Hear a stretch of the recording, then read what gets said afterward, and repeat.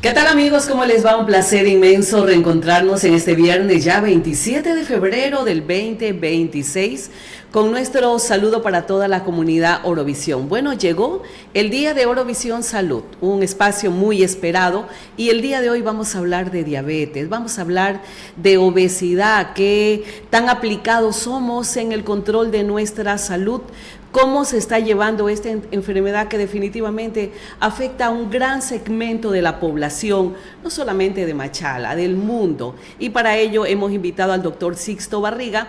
Él es especialista justamente en diabetes, pero antes de tener el saludo de nuestro invitado de esta mañana, queremos recordarles que Orovisión Salud llega gracias a Vida Activa, Centro de Recreación para Adultos Mayores, atención integral para el bienestar cognitivo, físico y emocional del adulto mayor. Así que contáctanos al 099-911-4435 y puedas llevar a tus viejitos, a papá, a mamá, para que vayan y tengan una vida activa.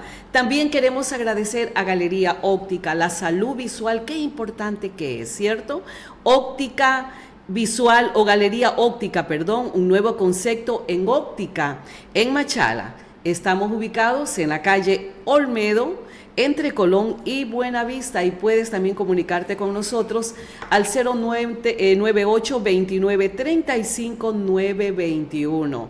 Y el Centro de Diagnóstico Clínico Pediátrico del doctor Javier Cuesta.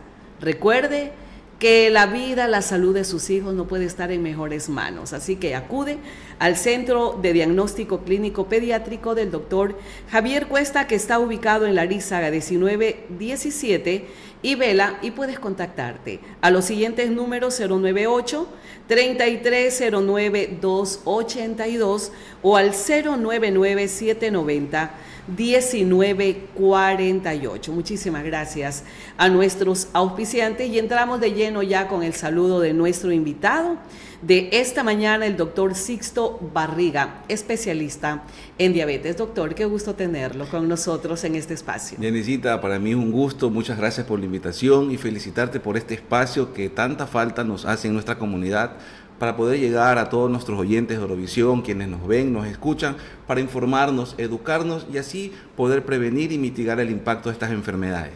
¿Qué tan las estadísticas que nos dicen hoy en día en el tema de diabetes? ¿Cómo está la salud de los machaleños? Bueno, la salud de los machaleños a nivel nacional realmente son enfermedades y condiciones que han ido en aumento, ¿no? Gradualmente hemos tenido cada vez muchos más casos y la tasa de diabetes actualmente en los pacientes de edades de entre 20 y 70 años ya ocupa casi el 20%.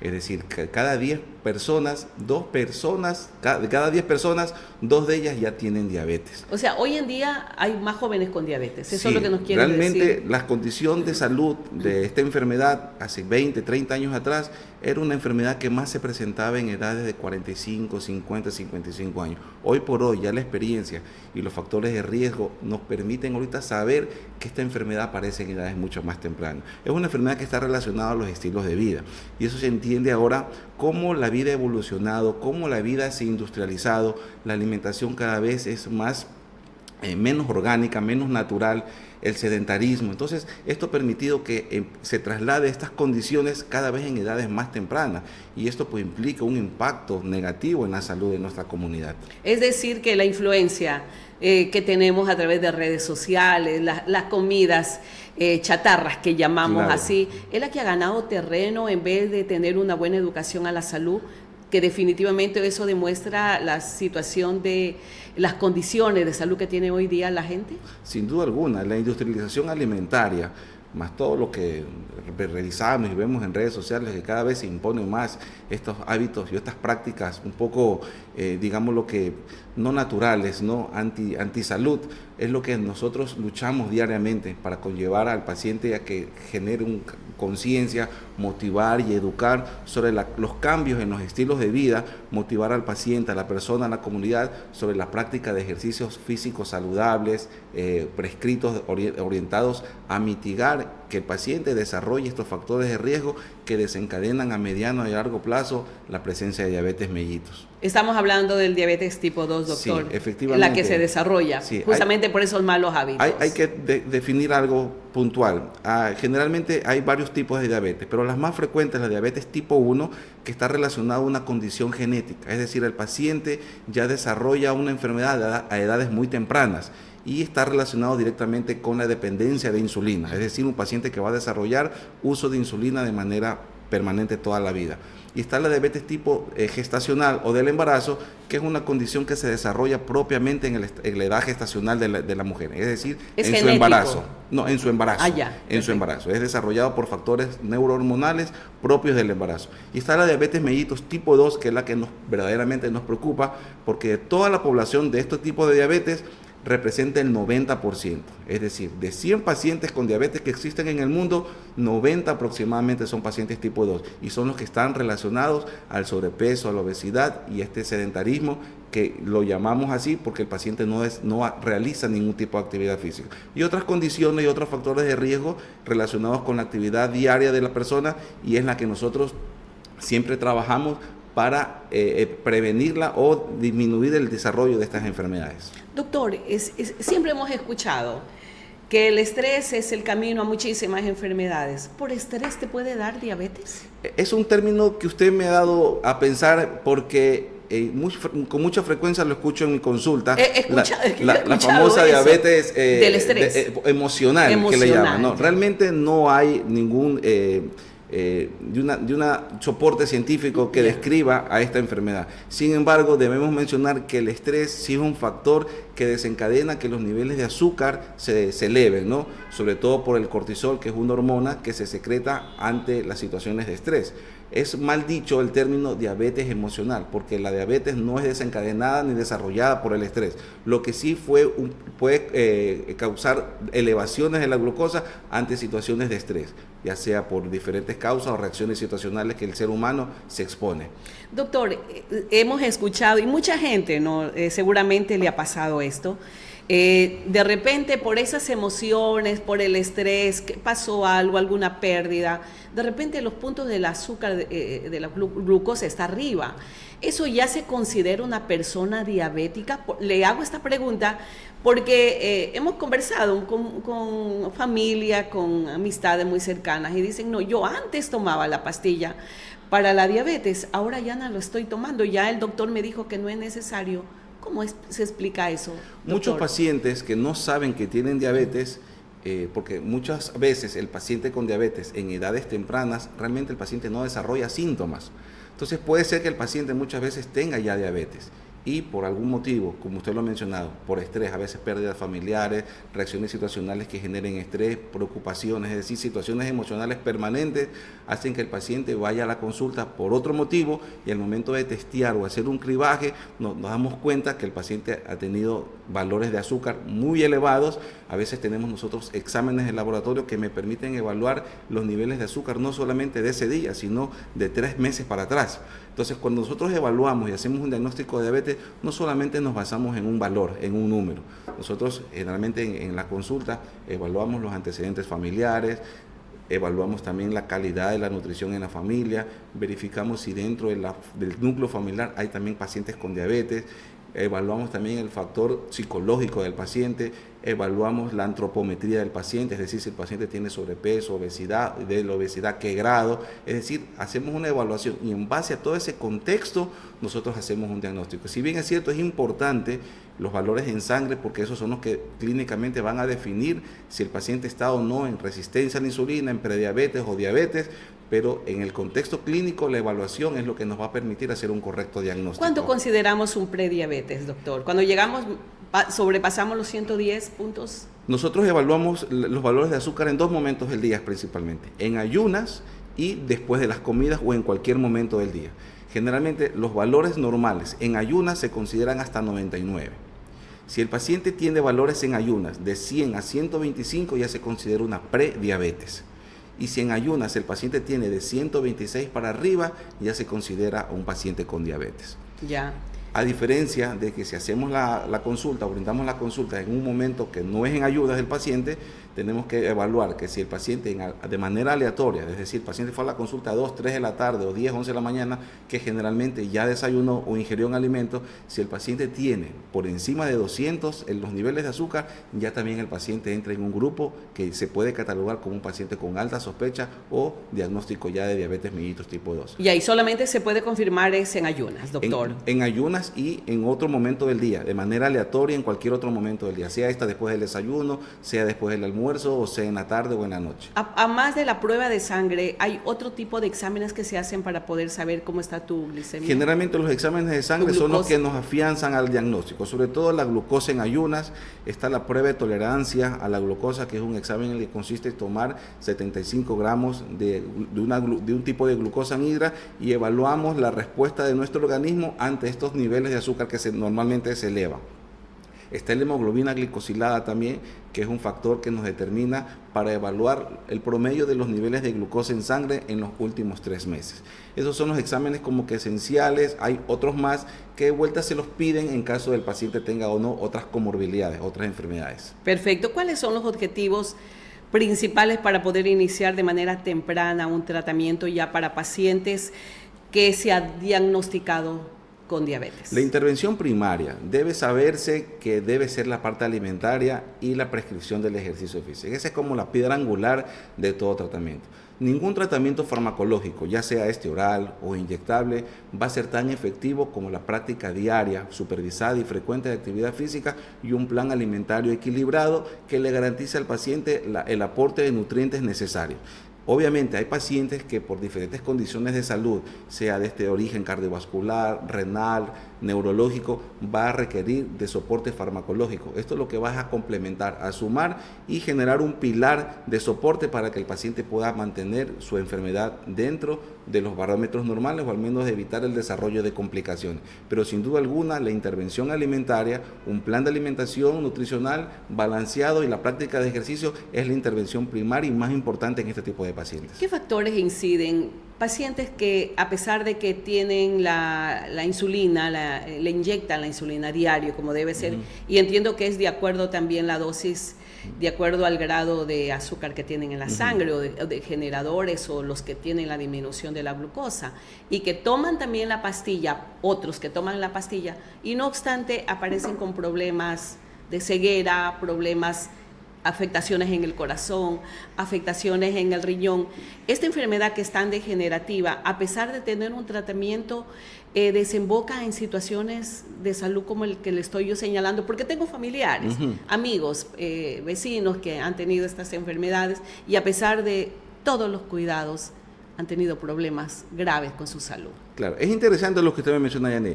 El uso de la insulina, muchas veces la población lo ha relacionado con ceguera o con daños en los diferentes órganos.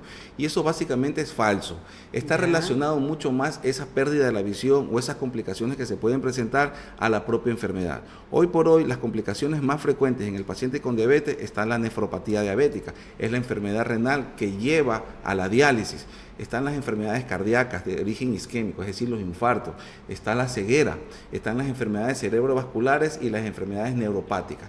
En sí, si nosotros describimos bien a un paciente y prescribimos un medicamento, ya sea insulina o antidiabéticos orales, nosotros debemos saber que la medicina tiene que sumar a mejorar ese perfil.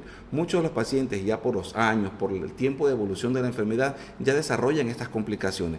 Y cuando el paciente comienza a usar cualquier tipo de medicamento, en este caso insulina, y comienza a tener una pérdida o transitoria de la visión o alguna situación relacionada a alguna complicación, es mucho más fácil a veces relacionarla a la medicación, pero sin saber que el paciente ya tiene 5, 10, 15 años de la enfermedad y muchas de las veces como no han sido diagnosticadas a tiempo, ya la enfermedad generó un daño en estos órganos que son considerados órganos diana y que comienza a tener dificultades el paciente, ya sea en la visión o a nivel renal, que es lo que el paciente hace pensar que la medicina fue la que generó, la que causó, y no es cuando así. Es falso totalmente. Doctor, hemos escuchado en algunas ocasiones y también hemos sido testigos de ese bajón de azúcar, la hipoglicemia creo que es, ¿no? Claro, ¿sí? Hipoglicemia. El tema del coma diabético, de repente el paciente, el diabético comenzó a tener inconvenientes, se desmayó y de repente llegó a un coma diabético. ¿Cómo evitar eso, doctor? ¿Y por qué los riesgos de esta hipoglucemia en pacientes diabéticos? El coma diabético es el extremo contrario a la hipoglucemia. El coma diabético es cuando los niveles de azúcar se elevan por encima de 500. Y la hipoglucemia cuando los valores descienden por debajo de 70 o 60. Son los dos extremos de los valores de azúcar. Generalmente, tal vez porque no se alimentó bien, no descansó correctamente. A muchas complicaciones. Generalmente está relacionado al mal hábito en la alimentación en algunos de los casos. Las infecciones son unos desencadenantes también de que los valores de azúcar se disparen, mala adherencia a los tratamientos, pacientes muy desordenados en su alimentación. Que no necesariamente tienen que ser diabéticos. Exactamente. No, necesariamente los pacientes, el coma diabético, como usted lo describa, se desarrolla generalmente en los pacientes con diabetes. Claro, pero estamos hablando de puntas hacia arriba. Sí, ya en el paciente que no tiene adherencia al tratamiento, que usted sabe que tiene que tomar su medicamento, que tiene que hacer actividad física o que tiene que llevar una alimentación regular. Entonces estos pacientes que no se adhieren a ese tratamiento y comienzan a arrastrar estos valores que en su momento a lo mejor no te da síntomas, pero el paciente cuando comienza a subir 300, 400, 500, ya hubo una complicación grave realmente el coma diabético. Y a veces ni se dan cuenta, doctor. Yo he tenido en consulta privada, en el hospital también donde trabajo, pacientes que llegan caminando y en cuestiones de 3, 4 minutos, cuando uno ya toma la glucosa, pacientes en 400, 500, que requieren intervención, hospitalización, hidratación, manejo con insulina. A veces son pacientes que ya tienen enfermedades adyacentes, sobre todo de origen infecciosa. Entonces, el paciente que llegue en esas condiciones realmente es un paciente que tiene un pésimo o mala adherencia a los tratamientos. Y también de alto riesgo de vida. La tasa de mortalidad en estos pacientes es muy alta. Siempre que se haga una intervención oportuna, obviamente eso se puede controlar, pero las consecuencias son a mediano y largo plazo bastante preocupantes porque estas elevaciones de azúcar tan altas afectan directamente a los riñones, a la vista, al corazón y es lo que compromete la vida del paciente. Y en el caso de la hipoglucemia generalmente se da cuando el paciente usa insulina a las dosis no adecuadas y combina medicamentos que no son recomendados o indicados y esto potencia la hipoglucemia y hace que el paciente tenga el azúcar muy baja que lleva también a un coma y puede desencadenar también una alta tasa de mortalidad en estos pacientes cuando no son atendidos a tiempo. Entonces, esos dos extremos de azúcar muy alta y azúcar muy baja atentan contra la salud y la vida de los pacientes. Sí. Doctor, ¿cómo se maneja la diabetes en pacientes con otro tipo de enfermedades como por ejemplo la hipertensión arterial y también problemas renales? ¿Cuáles son los cuidados que se deben dar y el manejo de medicina, atención en este tipo de pacientes? Uno de los factores de riesgo para el paciente con diabetes tipo 2, o sea, que desarrolla esta enfermedad, generalmente se acompaña muchas enfermedades cardiovasculares, sobre todo la hipertensión. Es muy frecuente que un paciente con diabetes ya tenga desarrollado una hipertensión arterial o aquel paciente que tiene hipertensión arterial a mediano o a largo plazo puede desarrollar también diabetes, es decir, son condiciones que están muy de cerca. Las enfermedades renales generalmente aparecen en aquellos pacientes que tienen hipertensión, diabetes o ellas dos. Existen fármacos y aquí es donde yo siempre hago hincapié en el manejo multidisciplinario porque estos pacientes cuando tienen afectación ya a nivel cardiovascular o renal, nosotros contamos con especialistas, tanto en el área de cardiología y nefrología, para poder hacer una evaluación del daño o del riesgo de daño, para que en conjunto con la medicina que podamos nosotros prescribirle, generen un impacto positivo y alargar su calidad de vida y su expectativa de vida en este caso. Por ejemplo, hay pacientes que dependiendo del estadio de la enfermedad renal, pacientes requieran cierto tratamiento farmacológico para generar la calidad de ese riñón y tratar de garantizarle la vida de este órgano que es tan importante para evitar que llegue a un deterioro progresivo y los pacientes terminen en hemodiálisis. Ahí es donde nosotros trabajamos con nutricionistas, con nefrología, para hacer una evaluación exacta de la condición de ser paciente del riñón para poderlo orientar con fármacos y nutrición y evitar que el paciente complique. Y en el caso del corazón, pues manejo de la hipertensión arterial, sabiendo que es una condición que también va a deteriorar no solamente la parte cardiovascular, sino cerebrovascular. Entonces, el manejo integral, multidisciplinario, con diferentes especialidades, nos permite poder garantizar al paciente una adherencia y evitar las complicaciones en estos pacientes. Ya un paciente diabético con esas complicaciones definitivamente va a tener que buscar no solamente el especialista en diabetes, sino un cardiólogo. Es importante la intervención vascular y la derivación. Todo lo que tiene que ver el paciente con diabetes a la sangre, ¿no? Porque el problema en sí es en la sangre. Un manejo multidisciplinario, las amputaciones que en algunos pacientes desarrolla a largo plazo, es importante una evaluación con cirugía vascular, que ellos van a ayudarnos a visualizar mejor el daño a nivel de las arterias, de las venas, del sistema circulatorio, que son los causantes de las isquemias, de los taponamientos de esta circulación, que muchas de las veces desarrollan úlceras y en el peor de los casos amputaciones. O sea, el paciente con diabetes requiere de un manejo integral, multidisciplinario, para detectar, mitigar las complicaciones en estos pacientes. Qué bueno, doctor. Hemos escuchado también que hay algunas investigaciones ya de los últimos avances científicos que se conoce, que ya hay estudios que, si bien es cierto, se están haciendo las pruebas pertinentes, pero ¿usted considera que nos encaminamos realmente a poder esta enfermedad manejarla y bajar los riesgos de perder la vida a aquellos pacientes que tienen diabetes? Como hemos mencionado, es una enfermedad prevenible totalmente, porque estamos indicando que es una enfermedad que está relacionada con los hábitos de una persona. Es decir, puedes vivir toda tu vida, si es que te diagnosticaron desde niño, adolescente o un joven con diabetes, puedes tener una vida tranquila siempre y cuando cumplas con todos los tratamientos y los estilos de vida también necesarios para eso. Yo tengo pacientes en la práctica diaria, pacientes de 70, 80 años con 30, 40, 50 años de diabetes, pacientes que obviamente tienen un hábito bastante aceptable, bastante saludable. Asimismo tengo pacientes de 40, 50 años ya amputados, en hemodiálisis. O sea, realmente es una condición que está relacionada mucho con la educación en salud.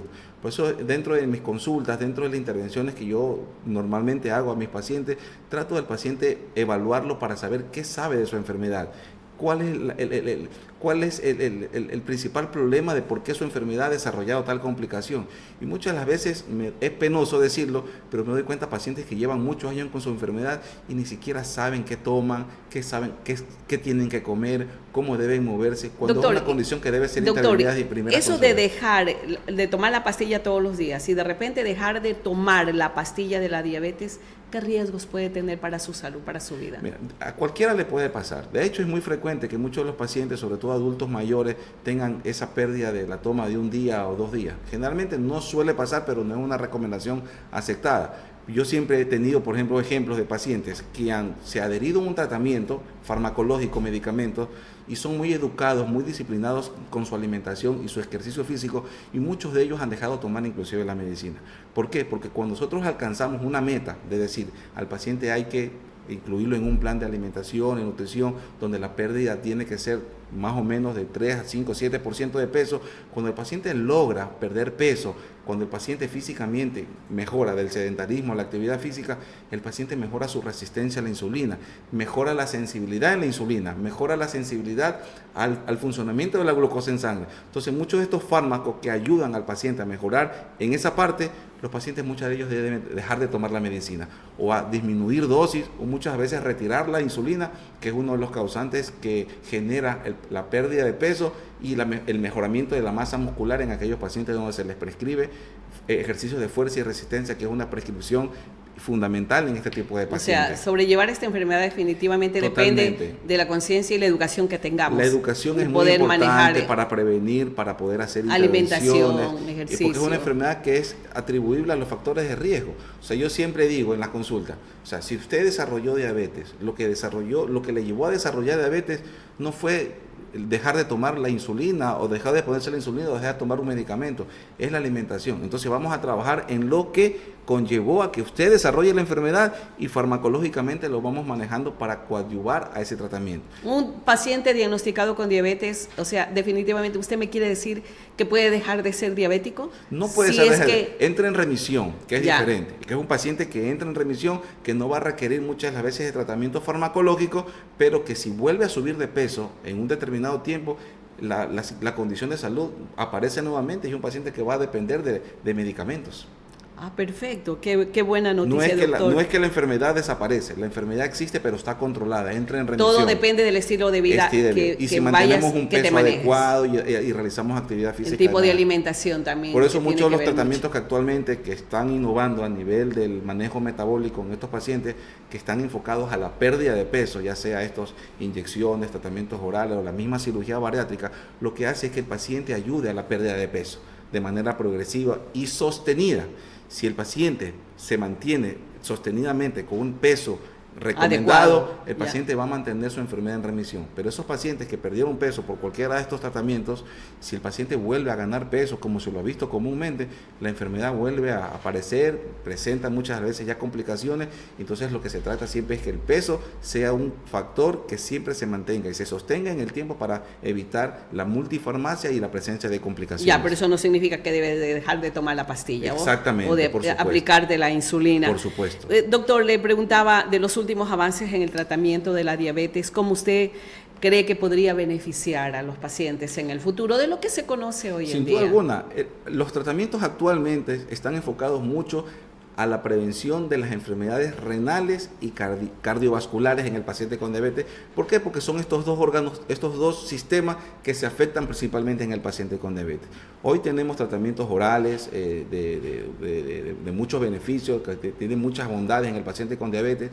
Están muchos tratamientos inyectables que lo que ofrecen no solamente es una pérdida de peso, sino mejorar la función pancreática, la producción de insulina, mejorar la esfera cognitiva a nivel neurológico, a nivel hepático, mejorar el hígado graso, que comúnmente lo vemos en este tipo de pacientes, mejorar muchas condiciones y funciones que es lo que permiten que el paciente, al momento de mejorar su condición de diabetes, también se mejoren otros factores, otras condiciones, garantizando que el paciente tenga una mejor calidad de vida. Y las complicaciones que obviamente son las que nosotros más tememos a que el paciente desarrolle. Entonces, con esta innovación tecnológica, con estos nuevos medicamentos que están en el mercado y que deben ser prescritos previa evaluación médica, deben ser previamente supervisados cada paciente para saber si cumple o no con criterios y el uso de estos medicamentos. Sin duda alguna, los medicamentos que tenemos actualmente llegan a sumar, llegan a fomentar y a mejorar la salud de esta población que día a día cobra más vida. Actualmente el Ecuador está con pacientes con diabetes, ocupa el cuarto puesto de tasa de mortalidad. Es decir, por debajo de las enfermedades isquémicas, de los infartos cardíacos, de los homicidios que lamentablemente los tenemos actualmente y de las enfermedades cerebrovasculares. Entonces, en el cuarto lugar tenemos a la diabetes. Es decir, sigue siendo un problema de salud. Y hay que seguir. Que hay que seguirlo trabajando, educando y motivando a la población a que se mueva, a que se alimente mejor y para que sea detectable a tiempo esta enfermedad, acudir a un médico a un chequeo preventivo, que es lo que va a permitir hacer una intervención primaria. ¿De qué manera usted cree que las políticas públicas a nivel nacional están sumando a este objetivo de educar a la población? Las políticas públicas deben estar enfocadas a la educación. Sin duda alguna, una población educada, una población que conozca qué es bueno, qué es malo o qué se puede recomendar en la alimentación, sin duda alguna debe ser la base. Las políticas públicas en salud tienen que trabajar mancomunadamente con otros tipos de ministerios, como el Ministerio de Educación. Siempre lo digo porque la base de nuestra sociedad son los niños. Sabemos que actualmente la tasa de obesidad infantil es un grupo de riesgo que a mediano y a largo plazo son factores que van a desarrollar diabetes. Entonces, creería yo que intervención en las escuelas, en los centros educativos primarios, implementar estrategias donde la actividad física no se realiza una vez a la semana. Por ejemplo, educación física, 30 minutos una vez a la semana o 2 veces a la semana, cuando el ministerio debería saber que la práctica diaria de actividad física la podemos implementar en la malla curricular. Por ejemplo, de lunes a viernes, 30 a 45 minutos diarios. Muchos de nosotros como padres, en buena hora podemos llevar a nuestros hijos a cursos en las tardes, haciendo un esfuerzo obviamente, pero sabemos que la mayoría de la población, por el tema de trabajo, por temas de seguridad, a veces no lo tiene. Entonces, ¿qué manera de hacer una intervención a nivel educativo para garantizar que dentro de nuestras escuelas y colegios podamos hacer prácticas diarias seguras de actividad física y fomentar en las actividades académicas también el tema alimentario, que es tan importante? Por eso yo cuando atiendo a un paciente con obesidad infantil y a veces vienen los pacientes, por ejemplo, con la abuela o con la tía, y ya, lo atiendo al paciente en esas condiciones, pero yo siempre pido que en la siguiente consulta venga con los padres. Y ahí es cuando yo me doy cuenta que el problema no es el niño, el problema son los padres, porque sucede que el padre y la madre también tienen sobrepeso y obesidad. Entonces, ¿de qué me sirve manejar un niño o un joven o adolescente con obesidad infantil si no abordo a la familia? Entonces, en el contexto de eso, nosotros la intervención tiene que ser mancomunada, comunitaria, integral a la familia para garantizar una calidad de vida. Si tenemos una población enferma, tenemos ausentismo laboral y tenemos más consumo de recursos económicos para los hospitales. Entonces, la base debe ser la educación. Si nosotros garantizamos una educación, lo más probable es que nosotros nos proyectemos a un mediano o largo plazo, mejorar los estándares de calidad de vida de nuestra población y así tener una economía mucho más productiva. Qué interesante su aporte, estimado doctor Sixto Barriga, especialista en diabetes. ¿Qué mensaje le deja a la comunidad de Orovisión? Más que nada cuando creemos a mi papá, mi mamá, mis tíos, mis hermanos tienen diabetes. O sea, como que la gente ya se condiciona que también tiene que tener diabetes. ¿Qué les diría a usted? Es importante ahora el uso de las tecnologías y si lo usamos para bien, creo que es importante. Ahora tenemos acceso a mucha información, tenemos acceso a información que nos permite autoeducarnos, ser autodidactas y aprender un poco de estas enfermedades.